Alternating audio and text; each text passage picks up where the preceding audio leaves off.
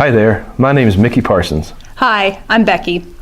My wife and I have been members of St. Anne's for several years. Unfortunately, I wasn't able to attend St. Anne's School, but attended PSR regularly and received my confirmation here at St. Anne's. I grew up attending Mass regularly with my family on Sundays. They did their best to make sure my brother and I were living the faith.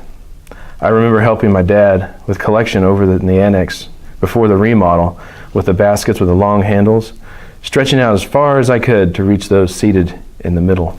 After Mass was over, we would go home, and very seldom would we ever talk about any of the readings or discuss the homily. It just seemed like a place that we would go as a family on Sundays because we had to. I attended St. Anne's for a few years growing up before moving to St. Joe Parish, where I attended PSR and received my confirmation. I currently work at St. Anne's in the school's kitchen and enjoyed seeing the children daily. We were married here in 2004 and have 3 kids enrolled here. Wade is our youngest in the 1st grade, Elizabeth is in 7th, and Wyatt is in his final year here in the 8th grade. It's so hard to believe he's almost in high school. It wasn't very long after we got married that we decided to have children. As most of you know, it's difficult to attend Mass with newborn babies and toddlers.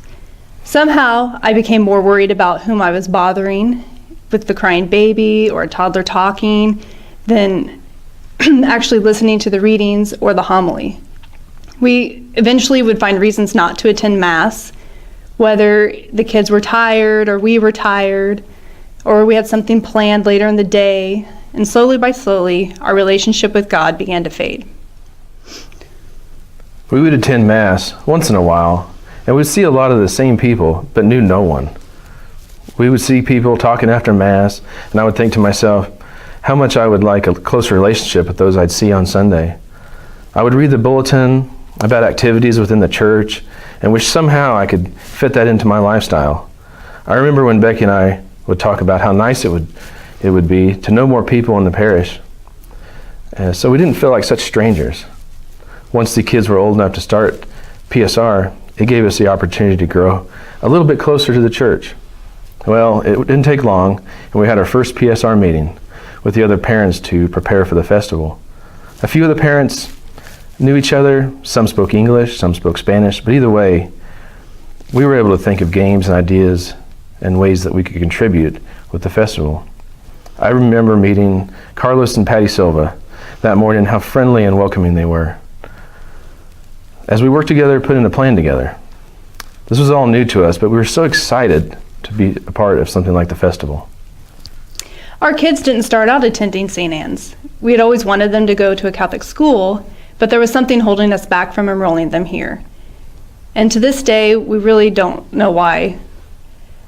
Wyatt and Elizabeth attended Enterprise for a couple years until the city decided to move the boundary lines and forced our kids into a different school. At the time, I thought, what a hassle. Why would they do that? I know now that this was God at work, and He had a different plan for us and our children. We talked it over and decided if they needed to change schools, then why not move them to St. Anne's? After all, it's what we always wanted. This was the best decision we had ever made. Once the kids were enrolled, it became apparent rather quickly that we were not living the faith, and changes needed to be made. We began to put God first in our lives and make it a priority to attend Mass every Sunday. Not only were the kids learning by attending St. Anne's, we were also. As time went on, I could see how happy our kids were here at St. Anne's, and I knew this would change their lives and mine forever. About 5 years ago, Father David asked Becky and I to stand up here and talk a little bit about stewardship, what it was and how it was at work in our lives. I thought to myself at the time, who? Me? I'm no steward. What can I say to any of you that would make sense? This is all new to me. Looking back now, I feel like this was a way for Becky and I to examine our lives of stewardship and see if we were on the right path. So we stood up here, defined stewardship, asked for your friendship, and offered to help around the parish. What we got in return was something that I had always wanted all my life. After Mass, we were hugged, welcomed by so many, my hand shaken, greeted with open arms and open hearts. I am forever thankful to all of you. Thank you, Father David, for that opportunity that has led us, our family, to such wonderful things. As stewardship was something new to me, and I was learning what it was, I was eager to find a way to make it a priority in my life. Over time, I learned that we were obliged to be stewards of the church, continuing the redemptive work of Jesus, which is one of the church's essential missions. It's a personal responsibility of each one of us here at St. Anne and in our own way to try to carry out its mission.